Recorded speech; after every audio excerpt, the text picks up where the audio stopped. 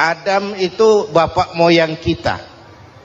Dosanya satu, makan buah khuldi, dikeluarkan dari surga. Kita dosanya banyak, kepengen masuk,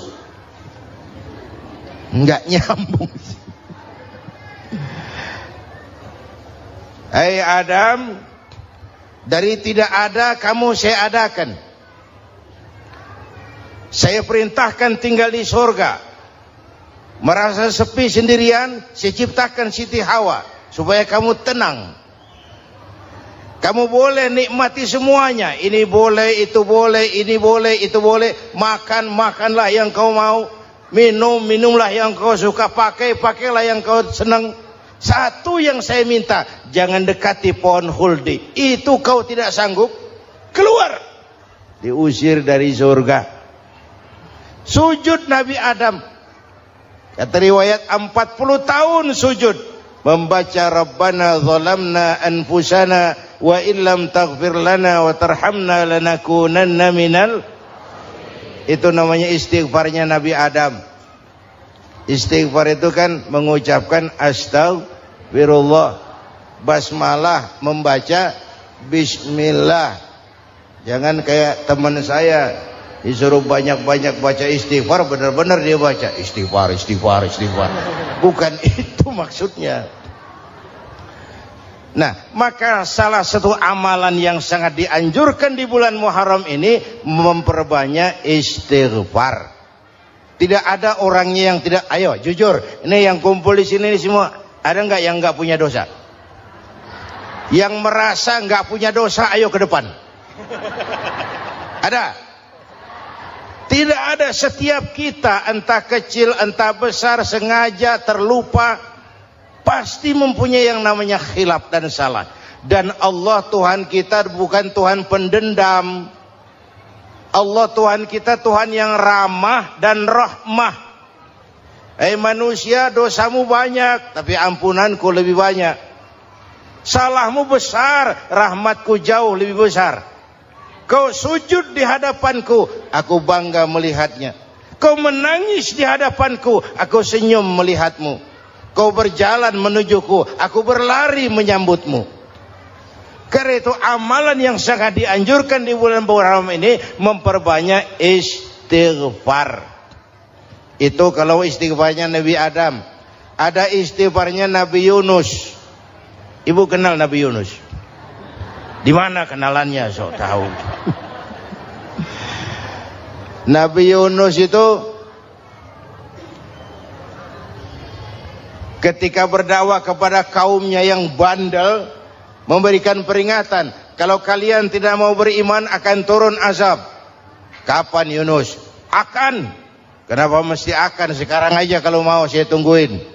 Kurang ajar betul ini umat. Akhirnya Nabi Nuh menghindar dengan perhitungan, kalau azab tidak turun saya sudah jauh. Meragukan janji Tuhan. Lalu naik kapal, dinaiki oleh Yunus, kapal mogok. Dicari siapa biang keroknya ini. Diundi, ternyata Yunus. Sampai 3 kali diundi. Dibuanglah Yunus ke dasar laut. Ditelan oleh ikan nun atas perintah Allah.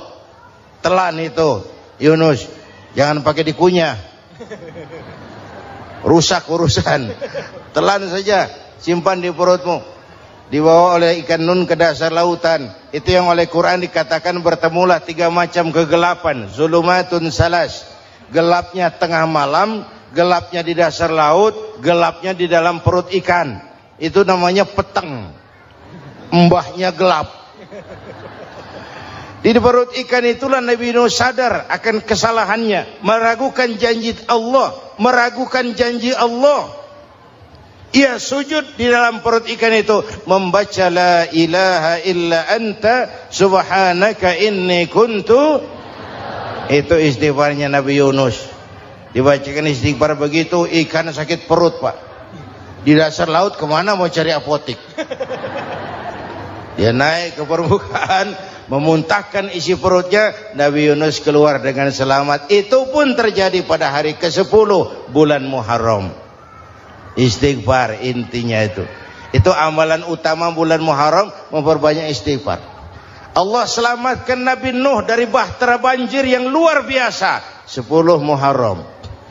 Allah selamatkan Nabi Ibrahim dari pembakaran Raja Namruz, 10 Muharram. Setelah Nabi Ibrahim itu menghancurkan berhala-berhala, Abrahat pulang mau ibadah, lihat Tuhannya berantakan, marah besar. Siapa yang menghancurkan Tuhan-Tuhan kita ini? Ada yang lapor, kami lihat Ibrahim. Tangkap. Belum ada bukti. Tangkap dulu yang penting. Bukti belakangan. Tangkap. Wah, dikerahkanlah aparat. Tangkap Nabi Ibrahim. Disidang langsung oleh Abrahat. Oleh Namruz maksud saya. Ibrahim, kau yang menghancurkan berhala-berhala kami ini, Tuhan-Tuhan kami. Siapa bilang? Ada yang lapor. Saya dengar enggak semua berhala itu hancur. Ada yang paling besar, angkat tangan, saya lihat ada kampak di tangannya. Barangkali yang besar itu iseng tuh, yang kecil-kecil dikampakin. Tanya aja sama dia, kamu gila? Kenapa? Masa kami disuruh nanya berhala? Nggak bisa jawab. Nggak bisa jawab. Lah kenapa disembah? Lebih gila mana? Tahu nggak bisa jawab kenapa disembah? Kurang ajar kamu Ibrahim. Bakar, dibakar. Ketika Ibrahim dilempar ke kobaran api yang menggunung, Allah perintah api, ya naru kuni bardan wa salaman ala Ibrahim. Hai api, dinginlah sampean. Api Madura waktu itu, Pak. Hai api, dinginlah sampean, selamatkan Ibrahim. Api tunduk kepada perintah Allah. Ibrahim masuk ke kobaran api, selembar rambut pun tidak terbakar. Kenapa? Apinya tunduk kepada perintah Allah. Kenapa? Karena Ibrahim orang yang takut kepada Allah. Api tunduk kepada perintah Allah. Kalau kita baca ayat itu, masuk ke api, mateng. Sudah hadirin yang saya muliakan, oleh karena itu selamatnya Ibrahim dari pembakaran Raja Namruz itu pun pada 10 Muharram, Yaumul Asyura, hari ke-10 dari bulan Muharram. Imedia.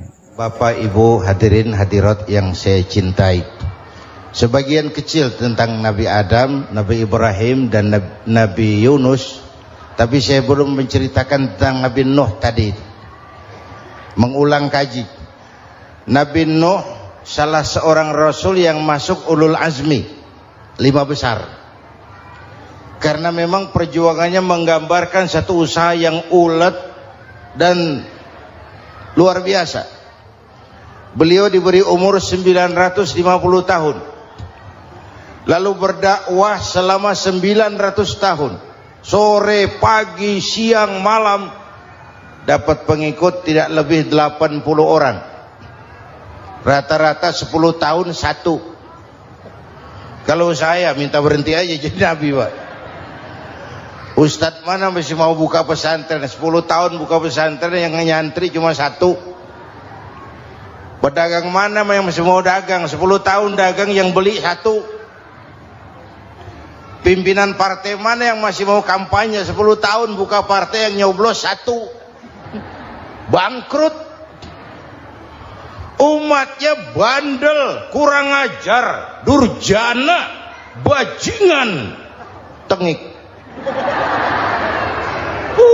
Umatnya Nabi Nuh ini kalau diceramahi, telinganya ditutup dengan tangannya.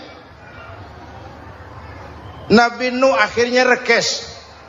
Tuhan, siang malam saya berdakwah kepada umat ini. Tiap kali saya sampaikan dakwahmu, mereka tutup telinganya dengan tangannya. Alergi dengar ceramah. Apa itu ceramah? Non profit.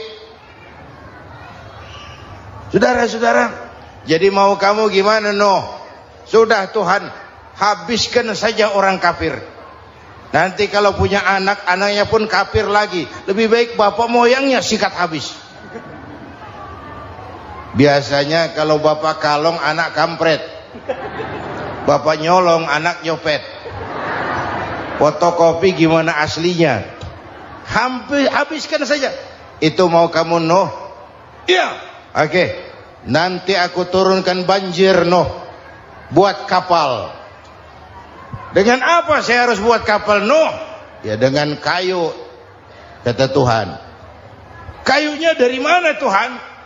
Ya dari pohon Nuh. Pohonnya belum ada Tuhan. Ya tanam dulu Nuh. Bikin kapal, kayunya nanam pohon. Apa artinya? Perjuangan perlu kesabaran. Sukses itu ada prosesnya. Nggak bisa simsalabim abracadabra lalu kita mau sukses. Semua ada prosesnya.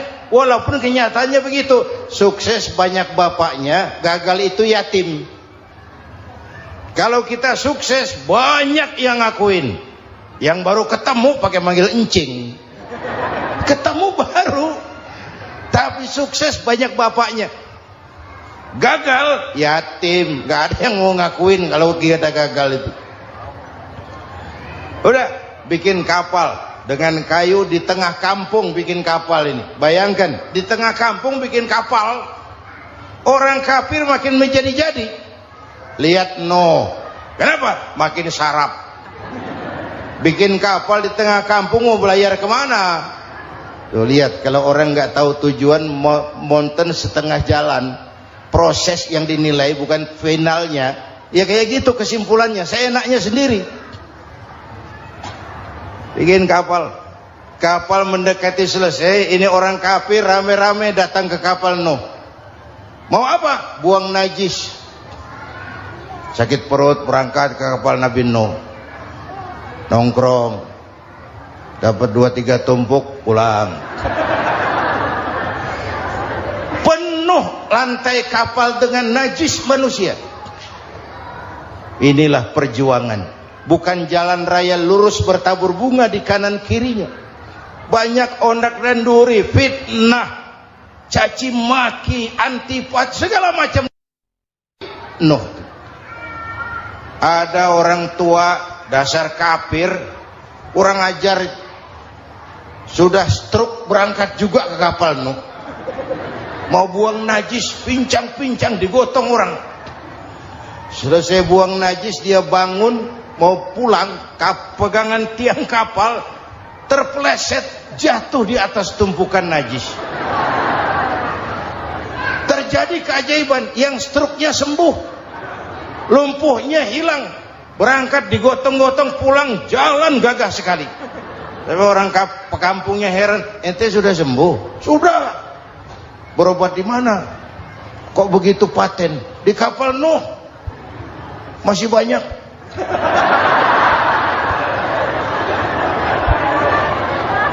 Yang berasa perlu obat bawa rantang.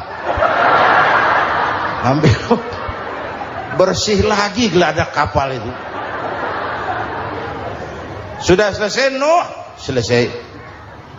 Oke, kau orang yang beriman bersamamu, binatang serba sepasang, naik Nabi Nuh, naik orang beriman, naik binatang serba sepasang. Ini cikal bakal penyelamatan manusia, Pak. Naiklah orang beriman, sudah naik semua, Nabi Nuh kontrol. Ini contoh buat kita, kontrol. Sudah naik semua teman-teman, sudah. Pemimpin yang baik bukan cuma terima laporan di belakang meja. Laporan itu yang mana juga bagus. Sama juga kampanye yang mana juga merdu. Kalau saya kalau aja yang dihitung. Pernah ada calon bupati kampanye janji, kalau saya berhasil kita akan banyak bangun jembatan di daerah kita. Rakyat tanya, Pak, nggak ada sungai di kampung kita, Pak. Dia bilang, sungainya kita bangun sekalian. Udah kadung janji, mana pula orang mau bangun sungai ini. Saudara-saudara, kontrol. Jangan cuma tunggu laporan di belakang meja, semua laporan bagus. Ya, Bu? Bu?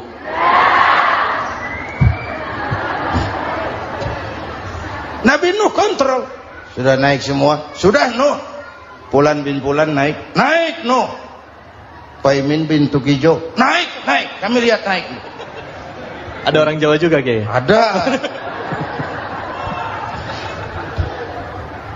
Sudah kontrol, Kan'an anak saya ikut nggak naik kapal? Kami lihat itu no. Kan'an. Ini potret. Bapaknya aktif ke masjid, ibunya rajin ke majelis taklim, anaknya keleleran kemana-mana. Bukan di sini, di Prancis. Udah di sini insya Allah sama.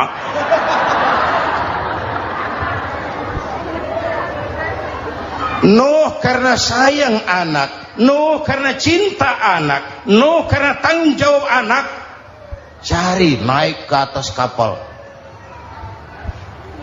Lihat Kan'an anak saya, nggak lihat Nuh. Turun ke ruang bawah, periksa lagi. Mang, ayah Kan'an di dia. Jamaah Tasik ini rupanya di dalam.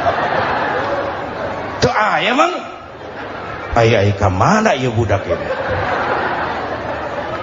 Turun ke bawah, tanya lagi, ono Kan'an to? Ora nano raketo.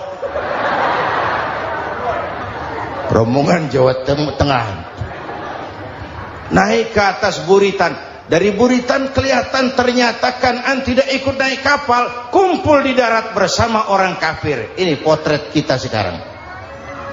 Kumpul sama orang kafir, hanyut anak-anak kita, ditelan budayanya orang kafir, ditelan tradisinya orang kafir, ditelan pergaulannya orang kafir.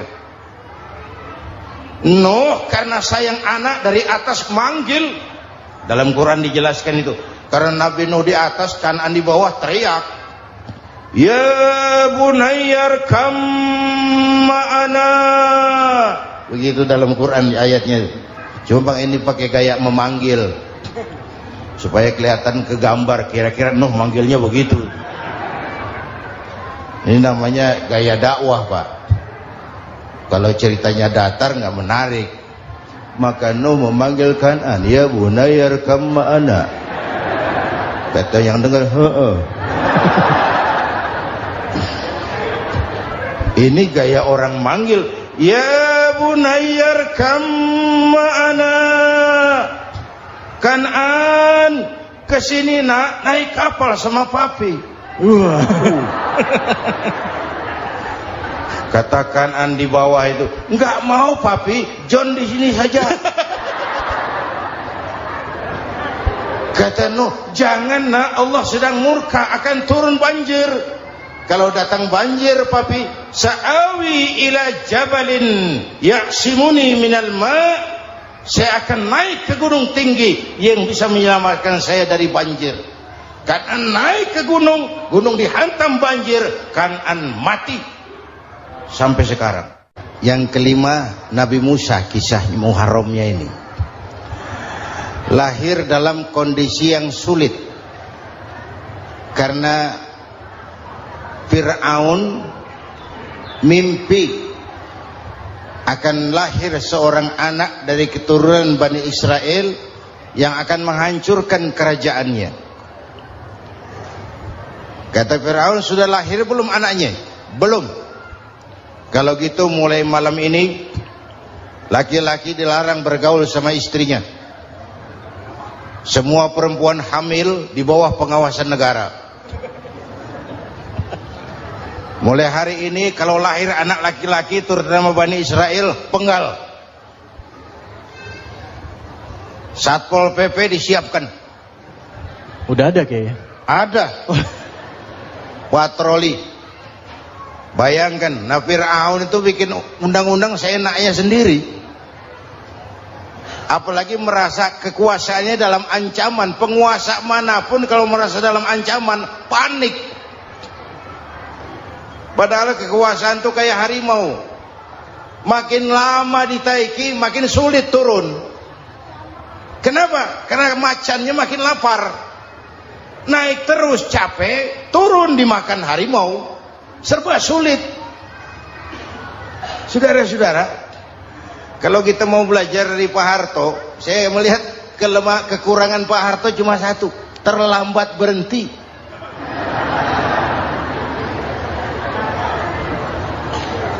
lambat berhenti. Di sekelilinginya banyak tukang-tukang jilat, tukang-tukang semir. Pak, kalau tidak ada bapak kami bagaimana, Pak? Saudara hadirin yang saya hormati, maka sering saya ingatkan, temanmu yang sejati adalah teman yang membuat kamu jadi benar, bukan teman yang selalu membenarkan kamu. Berapa banyak pejabat-pejabat hancur karena selalu dibenarkan oleh lingkungannya.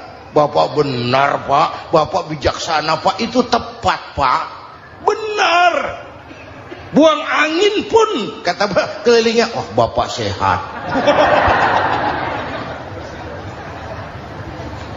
Temanmu yang sejati, teman yang bikin kamu jadi benar, bukan teman yang selalu membenarkan kamu. Bapak Ibu hadirin yang saya hormati, tapi kehendak Allah terjadi. Lahirlah Musa. Bayinya dihanyutkan di sungai Nil. Bayi sudah menderita, dihanyutkan di sungai Nil. Dan akhirnya besar di lingkungan istana Fir'aun. Diriwayat oleh Ratu Aisyah, perempuan Fir'aun, setelah mulai berjuang, terjadilah itu. Musa dan pengikutnya dikejar oleh Fir'aun. Sampai di tepi laut, Allah wahyukan Musa, lempar tongkatmu ke laut. Dalam kondisi darurat, mukjizat tiada jalan. Kondisi darurat. Kalau tidak, mukjizat itu maunya Allah, bukan maunya Nabi. Nabi nggak kuasa, Allah yang mau. Tapi hidup Nabi bukan mukjizat, manusiawi. Tidak mentang-mentang ada mukjizat tongkat, tiap sulit main tongkat, nggak usah berjuang kalau begitu. Itu darurat menyelamatkan umat. Tongkat dilempar ke laut, laut terbelah. Laut terbelah. Itu secara visualnya bisa kita lihat dalam film The Ten Commandments. Udah nonton belum? Urusan nonton kalah sama Ustadz bagaimana sih? Ten Commandments, 10 firman Tuhan. Tekniknya bagus loh. Bagaimana laut terbelah. Musa lewat, Fir'aun mengejar. Musa sampai di ujung sana, Fir'aun masih di sama tengah perjalanan. Laut nutup kembali. Laut menutup kembali, Fir'aun tenggelam. Cengap-cengap di lautan. Begitu nafas sampai di tenggorokan, Fir'aun sambil cengap-cengap itu, amantu bi Rabbi Musa wa Harun. Duh, kalau begini mah saya juga percaya sama Tuhannya Musa. Malaikat maut jengkel, goblok loh. Terlambat sekarang. Ditenggelamin terus. Modar.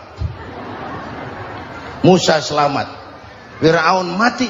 Jenazahnya, jasadnya terdampar di pinggir laut. Beberapa waktu kemudian ditemukan orang, dimumi, dibalsem, diawetkan. Itu sesuai janji Quran. Wa kadzalika nunajjika bi badanika litakuna liman khalfaka ayah. Kami selamatkan badan kamu agar jadi pelajaran bagi orang-orang sesudah kamu nanti. Janji Quran tepat. Janji itu 14 abad yang lalu. Jasad Fir'aun ditemukan, dimumi, diawetkan, dibalsem di bawah nama Farao Ramses II. Sekarang tersimpan di Museum Negara di Mesir. Kapan-kapan nanti ibu main ke Mesir, mampir. Naik ojek paling berapa itu? Oh, orangnya tinggi, hidungnya mancung, pokoknya pantaslah jadi Fir'aun. Selamatnya Musa di kejaran Fir'aun di ujung sana itu terjadi pada hari ke-10 bulan Muharram, yang oleh orang Nasrani diperingati dengan hari raya Paskah. Mereka melaksanakan puasa, mensyukuri nikmat keselamatan dari kejaran Fir'aun. Makanya kalau kita ikut puasa di bulan Muharram, bukan mengikuti syariatnya Nasrani, salah. Karena Nabi mengajarkan, itu sumbernya. Bukan ikutan sama ibadahnya Israel. Tapi memang agama ini kan merupakan mata rantai. Datang Rasul baru melengkapi Rasul sebelumnya, datang Rasul baru melengkapi Rasul sebelumnya. Mata rantai yang berkaitan. Setelah Muhammad selesai, selesailah tugas Nabi dan Rasul. Selesailah misi Nabi dan Rasul. Tidak ada Nabi lagi sesudah Nabi Muhammad. Itu harga mati, titik. Gak ada kompromi. Siapapun sekarang ini nggak datang ngaku jadi Nabi, wajib tidak percaya. Wajib tidak percaya.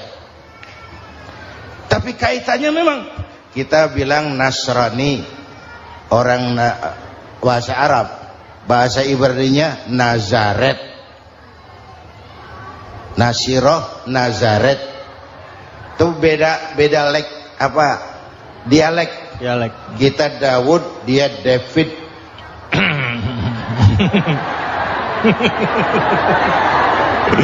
Ibrani. Kita Ali, dia Alek. Kita Sulaiman, dia Solomon. Kita Camat, dia Comot.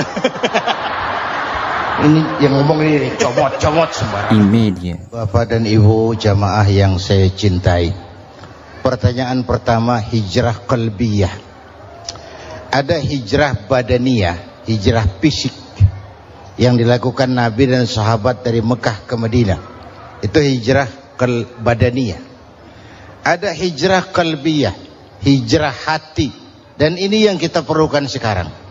Karena refleksinya akan membias kepada alur kehidupan. Kalau hati kita mau berhijrah, fisik akan ngikuti. Hijrah dari tempat, dari malas ibadah menjadi rajin ibadah.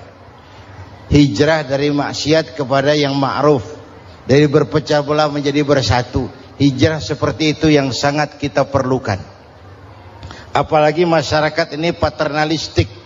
Kita harus hijrah mental sekarang ini. Maka yang disampaikan tadi benar. Seorang ketua MK siap mengundurkan diri kalau terbukti anak buahnya terlibat suap.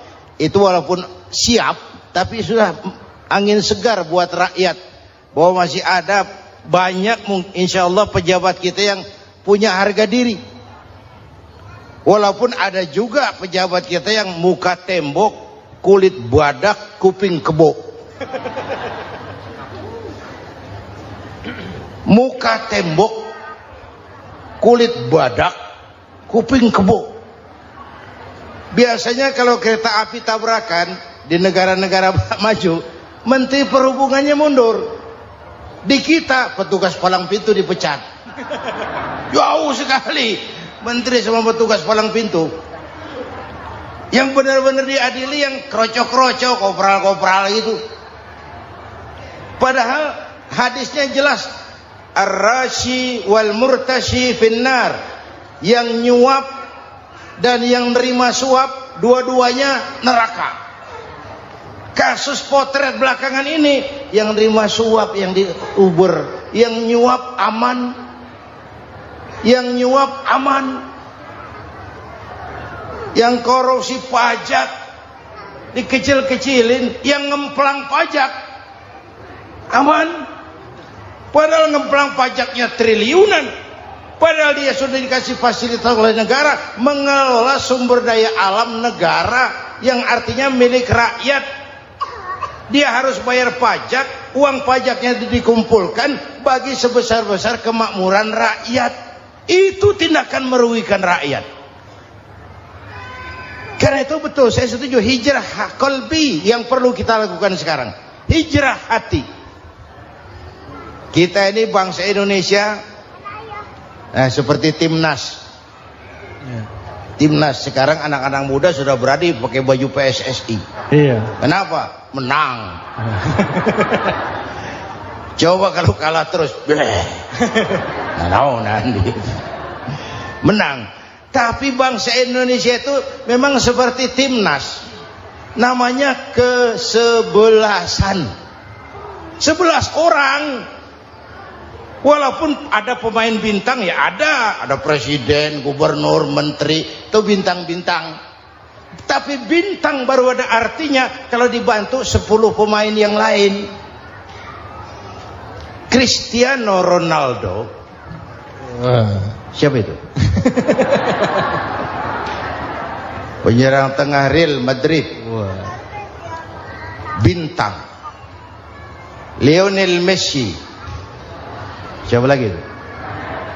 Barcelona. Bercelana.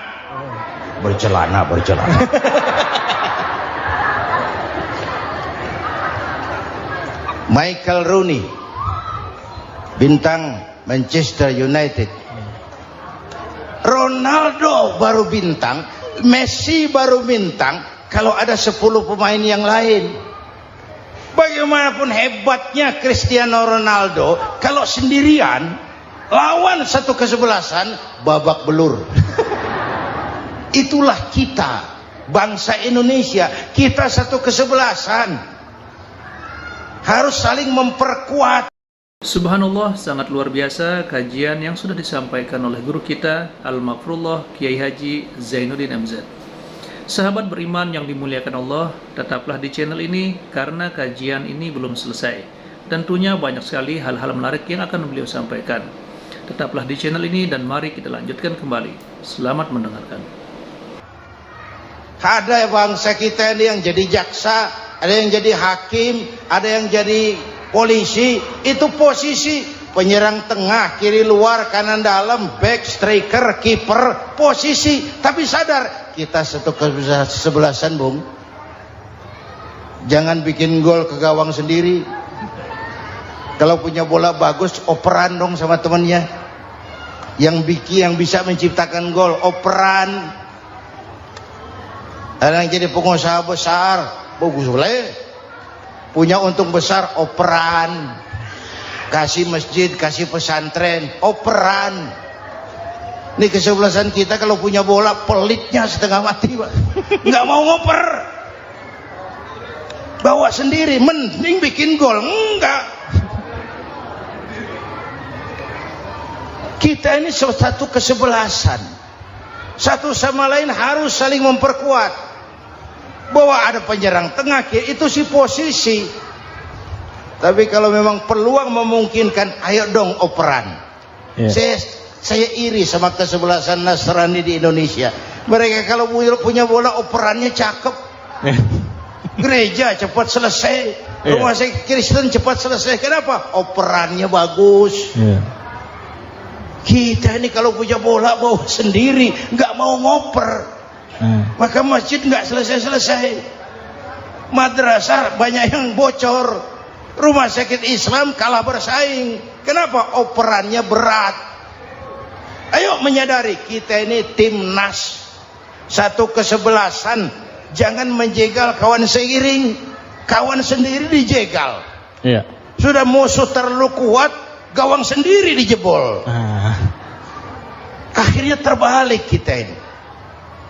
Ujian terberat telah diberikan Allah kepada para anbiya, kemudian para aulia, kemudian para ulama. Summal amsal fal amsal, ke bawah dan ke bawah, diuji setiap orang menurut kekuatannya berpegang kepada agama. Kalau karena anak Melayu bilang, kalau takut dengan ombak, jangan berumah di tepi pantai. Kalau takut diterjang ombak, jangan berumah di tepi pantai. Kata ibu tadi, mau jadi pohon tinggi harus berani ketiup angin. Makin tinggi pohonnya, makin keras anginnya. Takut angin, jangan jadi pohon tinggi, jadilah rumput. Nggak ditiup angin, tapi diinjak kebo. Apa yang nggak ada resikonya? Apa yang nggak ada resikonya? Semua nabi ada yang dihantam kekuasaan yang arogansi. Ibrahim berhadapan dengan Namrud. Musa berhadapan dengan Fir'aun. Ada yang diuji dengan berhadapan umat yang sangat kurang ajar. Ada yang diuji dengan gosip yang dahsyat. Nabi Yusuf digosipi sama Zulaikha itu. Nabi Yusuf